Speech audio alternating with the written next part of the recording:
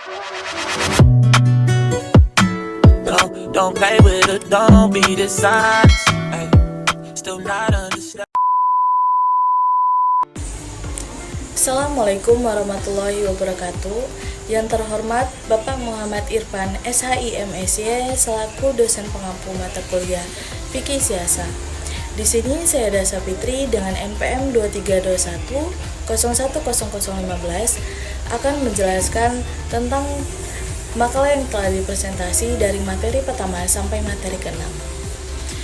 Materi yang pertama yaitu Fikih Siasa dan Siasah Syariah. Fikih siasa adalah ilmu yang membahas tentang hukum-hukum pemerintahan sesuai dengan syariat Islam. Dan siasah syariah sendiri adalah kebijakan penguasa yang dilakukan untuk menciptakan kemaslahatan.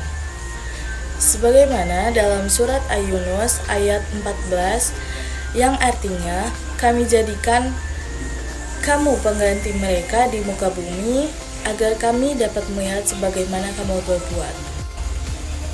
Materi yang kedua yaitu sumber dan pendekatan dalam kajian fikih siasa. Sumber-sumber kajian fikih siasa itu ada 3. Yang pertama yaitu Al-Quran dan As-Sunnah. Yang kedua yaitu sumber yang tertulis selain Al-Quran dan Sunnah. Dan yang ketiga yaitu peninggalan kaum muslimin terdahulu. Pendekatan dalam kajian fikih siasa yaitu ada 3. Yang pertama, pendekatan normatif. Yang kedua, pendekatan sosio-historis. Dan yang ketiga, pendekatan filosofis. Materi yang ketiga yaitu ketatanegaraan dalam sejarah Islam. Tata negara adalah sesuatu yang mengenai peraturan, sifat, dan bentuk pemerintahan dalam suatu negara. Prinsip-prinsip ketatanegaraan dalam Islam, yang pertama asyura, yang kedua peradilan, yang ketiga yaitu kebebasan, dan yang keempat persamaan. Materi yang keempat yaitu konsep penting dalam sejarah pemerintahan Islam. Yang pertama Khulafa Ar-Rasyidin, mulai terbentuknya model khalifah ketika wafatnya Rasulullah. Yang kedua dinasti Umayyah, mulai menerapkan kerajaan kekuasaan turun-temurun. Yang ketiga yaitu dinasti Abbasiyah, sistem terbuka yang mendapatkan dukungan dari Persia. Ruang lingkupnya adalah kekuasaan legislatif, sistem pemerintahan, tujuan pemerintahan, dan tata kelola pemerintahan. Materi yang kelima adalah siasah dusturiyah. Siasah dusturiyah adalah hubungan antara pemimpin di satu pihak dan rakyatnya di pihak lain, serta kelembagaan yang ada di dalam masyarakat.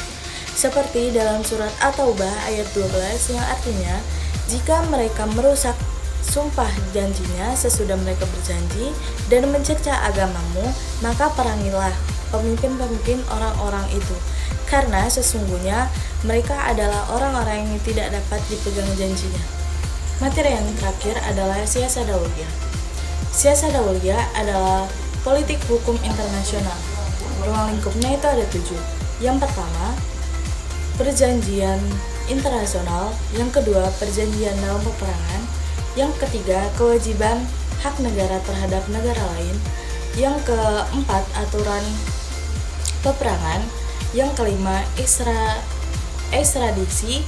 Yang keenam, pemberian suara politik dan keamanan. Dan yang ketujuh adalah penentuan solusi damai dan perang.